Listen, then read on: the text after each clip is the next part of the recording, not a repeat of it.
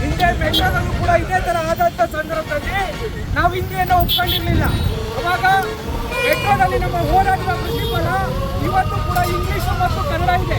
ಆದರೆ ಕೇಂದ್ರ ಸರ್ಕಾರದ ಕೆಲವು ಕಚೇರಿಗಳಲ್ಲಿ ಹಿಂದಿಯನ್ನ ಮೂರನೇ ಭಾಷೆಯಲ್ಲಿ ಹಾಕೊಂತಾರೆ.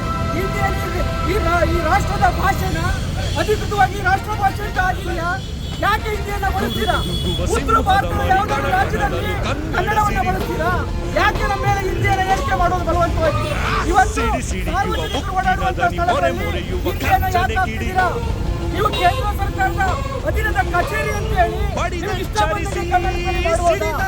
ಅದಕ್ಕೆ ಇವತ್ತು ನಾರಾಯಣಗೌಡ ಆದೇಶದ ಮೇರೆಗೆ ಕರ್ನಾಟಕ ರಕ್ಷಣಾ ವೇದಿಕೆಯ ನೂರಾರು ಯುವಕರು ಇವತ್ತು ಈ ಹೋರಾಟಕ್ಕೆ ಮುಂದಾಗಿದ್ದಾರೆ. ಮತ್ತೆ ಎಲ್ಲರೂ ಈ ಒಂದು ಸಂಸ್ಥೆ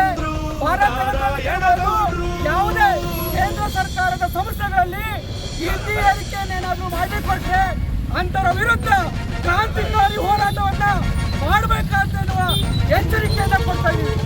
ಕರ್ನಾಟಕ ರಕ್ಷಣಾ ವೇದಿಕೆಗೆ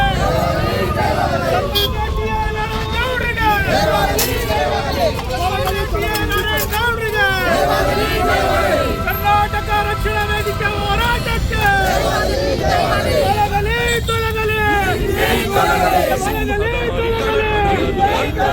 ಹಿಂದಿ ತೊಲಗಿದರೆ ಇಲ್ಲದಿದ್ದರೆ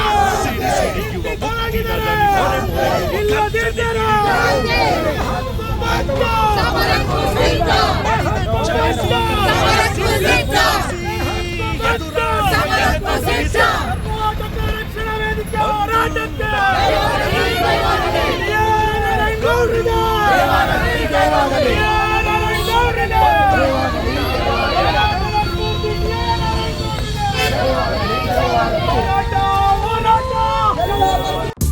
ಕರ್ನಾಟಕದಲ್ಲಿ ಕನ್ನಡಿಗನೇ ಸಾರ್ವಭೌಮ.